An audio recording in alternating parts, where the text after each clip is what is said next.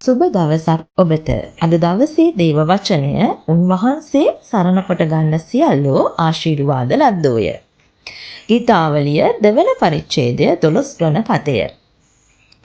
ඔබත් සරණක් බලාපොරොත්තුවෙන් සිටින කෙනෙක්ද? මේ පණිවිඩය අසන්න. ඔබ දන්නවද මිනිසයාට ඔබට උපකාර කළ හැකි සීමාවක් තිබෙනවා. නමුත් දෙවියන් වහන්සේ එසේ නොවේ. ඔබ ඔබගේ ප්‍රශ්නයකදී කරදරයකදී උන්වහන්සේ මත සම්පූර්ණයෙන් යැපිලා උන්වහන්සේට යාඥා කරන විට උන්වහන්සේ කිසි විටක ඔබව අත් නෑර ඔබට උපකාර කරනවා. උන්වහන්සේව සරණ කොට ගන්න කිසිවෙක් උන්වහන්සේ අත්හරින්නේ නැහැ. අනිවාර්යෙන්ම උන්වහන්සේ ආශිර්වාද කරනවා.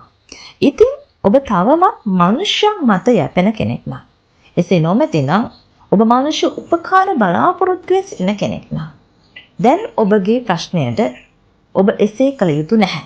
මෙන්න අද දවසේ ඔබ පටන් ගන්න. උන්වහන්සේව සරණ කොට ගන්න.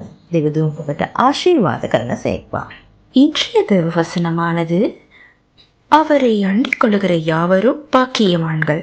சங்கீதம் 2ஆம் அதிகாரம் 12ஆம் வசனம். நீங்களும் உங்கள் வாழ்க்கையில் பாதுகாப்பையும் தஞ்சத்தையும் தேடிக்கொண்டிருப்பவரா? அப்படியானால் இந்த செய்தியை கவனமாக கேளுங்கள். உங்களுக்கு தெரியுமா, மனுஷர்களால் உதவ முடியும், ஆனால் அவருடைய உதவிக்கு ஒரு எல்லை இருக்கிறது. ஆனால் தேவனுடைய வல்லமைக்கும் உதவிக்கும் எந்த ஒரு எல்லையும் இல்லை. உங்கள் எல்லா பாரங்களையும் பிரச்சனைகளையும் முழுமையாக தேவனிடம் ஒப்பு கொடுத்து விசுவாசத்தோடு ஜெபியுங்கள். தேவன் ஒருபோதும் உங்களை கைவிட மாட்டார். சரியான நேரத்தில் உங்களுக்கு உதவி செய்வார். தேவனை அண்டிக் கொள்கிறவரை தேவன் ஒருபோதும் கைவிடுவதில்லை. நிச்சயமாக அவர்களை ஆசீர்வதிப்பார்.